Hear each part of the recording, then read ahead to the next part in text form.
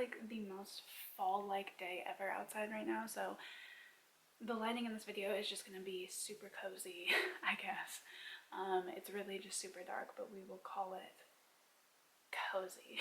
So today I wanted to give you guys some of my favorite autumnal reads, just books that I feel like really put me in the autumn mood and the fall vibes, books that give me fall vibes, books that are set during fall time, and just like super cozy books. Oh, there's the sun. Okay, so I guess it's partly cloudy now, so it might come in and out, so now I apologize if the lighting is inconsistent. So I have a really big variety of books here. I have some that are really cozy and feel good. I have some thrillers. I have some graphic novels. I have some middle grade. I have a really big variety. So these are just some cozy, some darker, cozy type of books.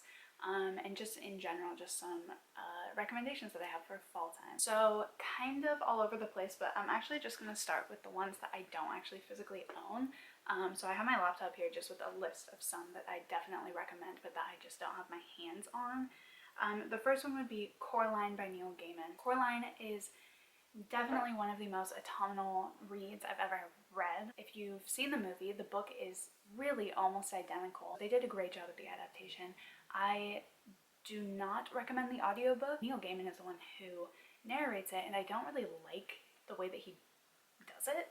And on top of that, there's like these little musical like interludes, and I find them really distracting, and I didn't like it at all. So I do not recommend the audiobook, honestly, but I love this book. I think that it's a quick read, it's middle grade, it's spooky, while still being like that childlike, really juvenile, fun sort of spooky. I know a lot of people are really freaked out by Coraline because it is actually pretty dark, but I personally just find it a really fun read, and so I highly recommend that one. Then I have Dowry of Blood by S.T. Gibson. This is a Dracula's Bride retelling. Dracula's Bride retelling. It's about Dracula and then Dracula's bride, and then they get into a, what is it called? I forget, sorry.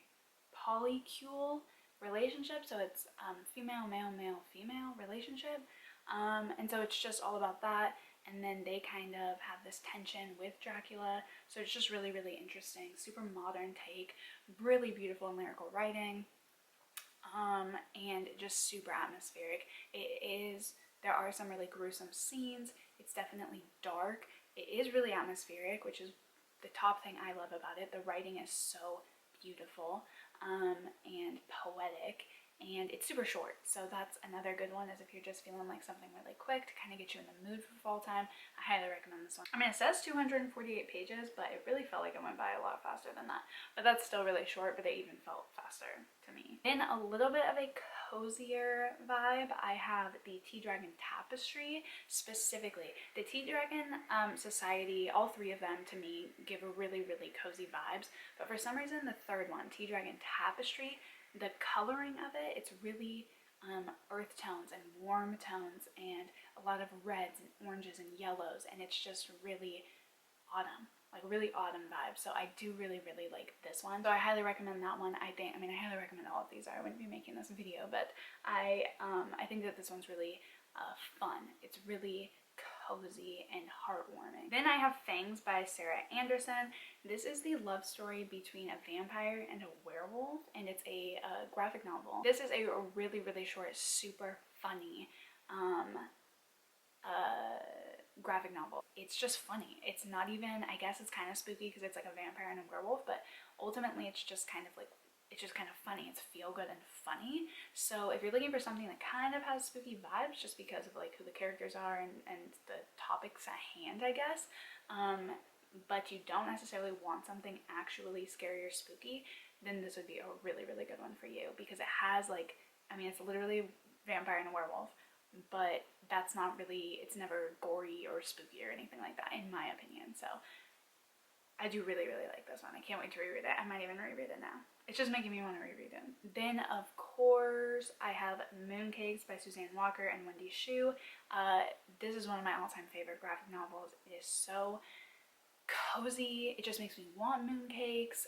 It makes you just feel like you're wrapped up in a little blanket. It involves like witches and magic and a bookshop and baking, and it's just super feel good. It also has amazing representation all throughout in like multiple different ways, so it's just really well rounded, and I really like it. So check it out if you haven't. I feel like most people have read this one, and I feel like I see it everywhere, but it is such a good autumn read that if you haven't read it, now would be the perfect time to pick it up. So then let's go into the ones that I physically own. So the first one that I have here is How to Hang a Witch by Adriana Mather. It is very autumnal. This one is about a girl, if I'm correct, who moves to Salem, Massachusetts from New York City, and she is the descendant of one of the men who's responsible for the witch trials. So it's about her moving back and how people treat her, and there's some supernatural elements in this, there's some romance in this,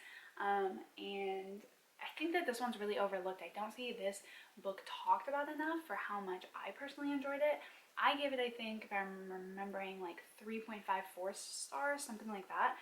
But I've never heard anybody talk about this, honestly. And I think for fall time, witches, Salem, Massachusetts, like her house is haunted. Like, it's all these things that are just like so fall time and spooky. And the writing was really good as well. So I do recommend this one a lot, actually. Then I have Three Dark Crowns by Kendar, and this is one that I don't necessarily think is like the best book ever, the best series ever, but to me for some reason this really screams fall.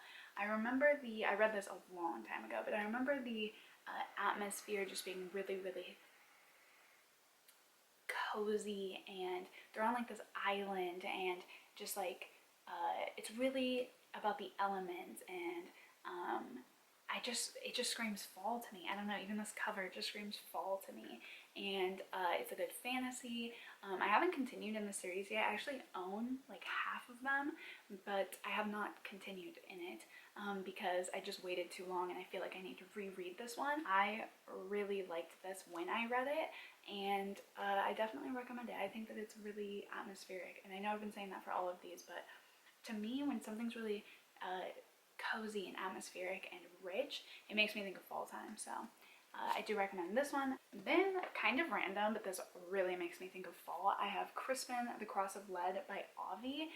This is a elementary middle grade book, and this is about this boy and his mom who are peasants at what time period? In the 14th century medieval England. He's 13 years old, and then he gets accused for a crime that he did not commit, and so his only choice, since he's a peasant and it's 14th century England, so he's like about to be beheaded and shit, is to run away. So then it's his journey running away in medieval England.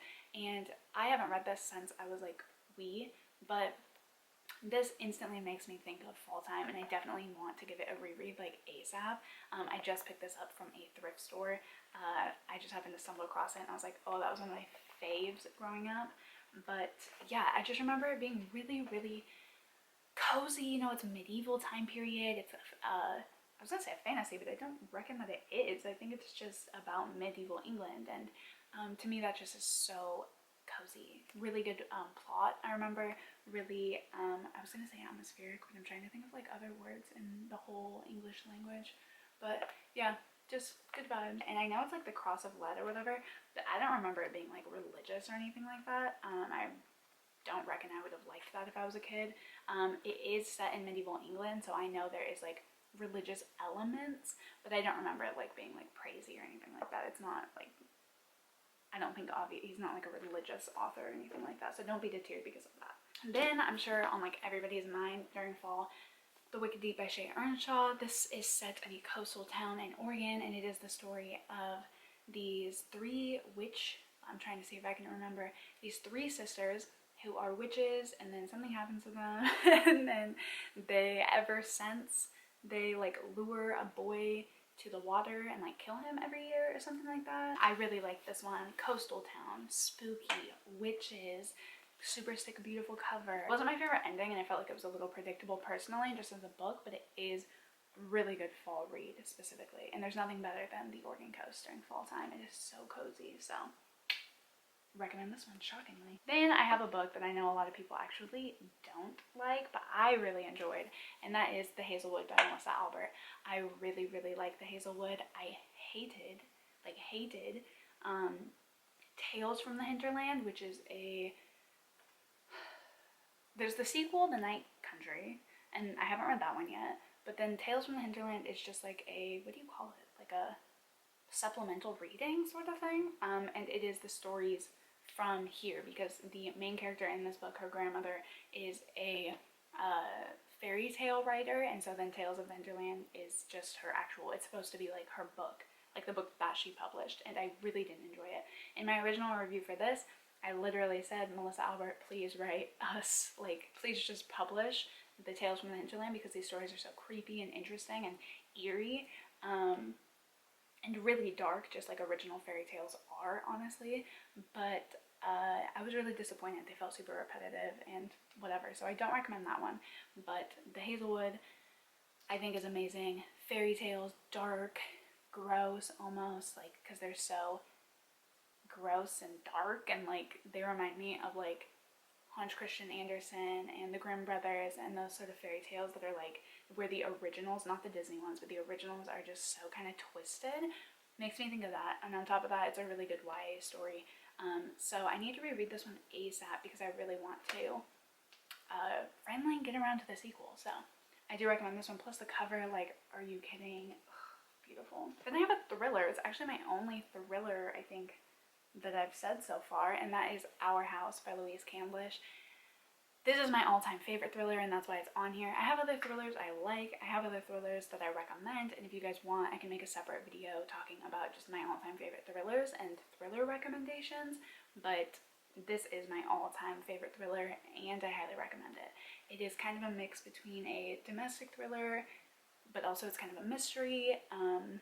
There's some crime stuff in here, but not really. It's not like a detective novel, nothing like that, but just some of those logistics come into play. I just really, really like this one. I think it's creepy. It's really suspenseful. This is my all-time favorite thriller, and I felt like this list was lacking without a thriller on it, so I wanted to pop this one on there. Then the last book is, of course, Little Women. Little Women to me is all the fall vibes. Something about classics makes me think fall.